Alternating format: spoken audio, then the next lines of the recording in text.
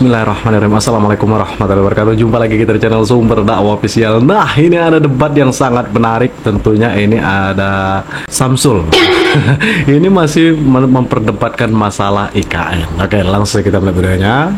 Tak berlama-lama. Bismillahirrahmanirrahim. Let's go. Bang Masinton, sebenarnya apa yang jadi catatan PDIP sampai bilang IKN ini adalah proyek Bang Samsul itu. Ya, yang disampaikan Pak Jarod itu kan mengulangi dari pernyataan Pak Presiden ya, yang menyatakan akan berkantor bulan Juli ya di IKN.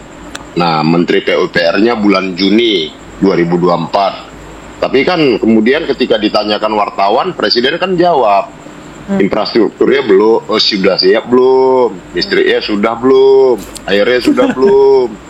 Ntar ke sana kalau sudah selesai semua, kan begitu. Nah, tentu membangun ibu kota itu kan senang, nampaknya Samsul senang banget katanya itu. Itu adalah simbol dari sebuah kedaulatan negara, kemandirian negara, artinya dalam arti kemampuan negara. Nah, jadi ya dimanapun, di negara manapun, negara yang membangun ibu kotanya, kalau kita lihat umpama negara tetangga kita, ketika kota pemerintahan dipindah dari Kuala Lumpur ke Putrajaya, itu mereka menyesuaikan dengan alokasi anggaran negara tersebut, karena itu adalah simbol kemandirian dan kemampuan sebuah bangsa. Tidak ngemis-ngemis investor segala macam. Begitupun di Tanzania, saya waktu itu ke Tanzania,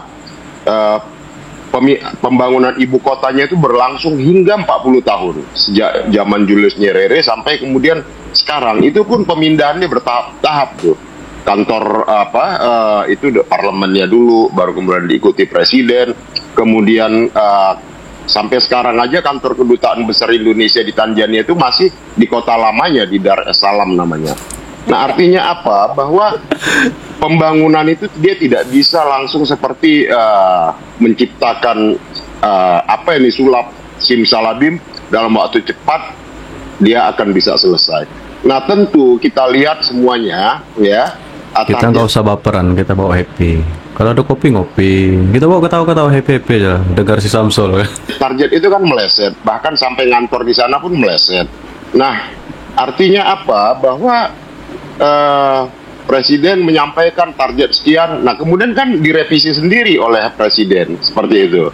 Okay. Nah, artinya apa? Yang disampaikan oleh Pak Jarod adalah agar tidak perlu tergesa-gesa, tidak harus ambisius menyampaikan kepada publik, kerjakan saja, jalankan saja sebagai Mas Masinton, artinya nggak yakin Agustus sudah bisa berkantor Pak Jokowinya di sana? Ini kita kan mau bangun ibu kota, bukan membangun istana presiden saja atau istana negara.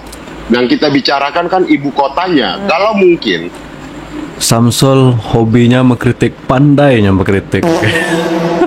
Kantor pemerintahan hanya kantor presiden, ya monggo, ceritakanlah kita sedang membangun kantor presiden, tahapannya sekian. Tapi dalam konteks ibu kotanya, ibu kota negara, ya, itu kan juga perlu dijelaskan berapa persen sih baru yang bisa terrealisasi. Kan begitu. Oke, baik. Saya mau ke Mbak Grace. Nah, Mbak Grace, kalau melihat targetnya kan meleset awalnya Juni sampai Juli, tapi ternyata molor. Anda melihatnya apa yang tidak tepat sebenarnya dari kritik PDIP atau apa yang terjadi? Ya, terima kasih Mbak Cindy, juga abang saya, Bang Masinton. Update terbaru, ini semuanya masih on schedule. Jadi seperti tadi yang Bang Masinton bilang, mencontohkan dengan pembangunan ibu kota negara di negara-negara lainnya, tidak ada yang tergesa-gesa juga dalam pembangunan IKN, bahwa ini merupakan satu rangkaian panjang yang diperkirakan nanti paling terakhirnya akan selesai itu di 2045. Jadi ini rangkaian yang panjang. 2022 sampai 2024 itu hanyalah pemindahan tahap awal yang antara lain di situ terkait dengan air minum, kelistrikan, sarana utama seperti istana kepresidenan, sejumlah kantor kementerian, itu termasuk dalam dengar tuh Samsul, jangan ngadi-ngadi lagi Samsul. Satu tahapan awal.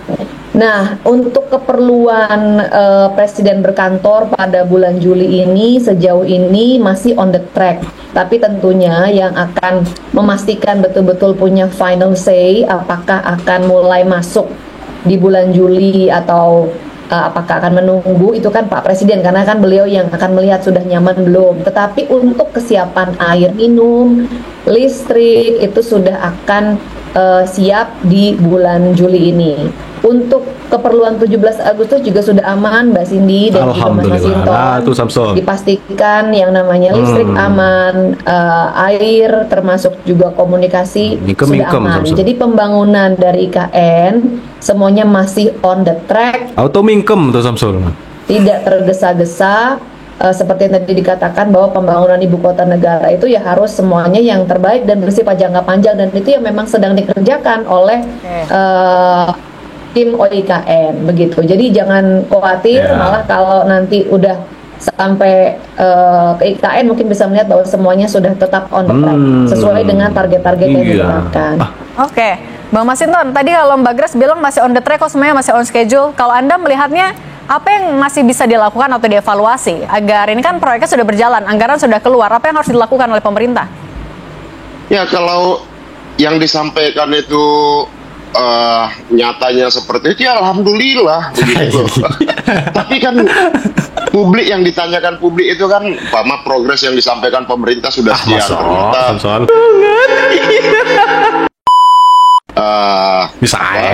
Realisasinya tidak seperti itu. Kemudian banyak ya yang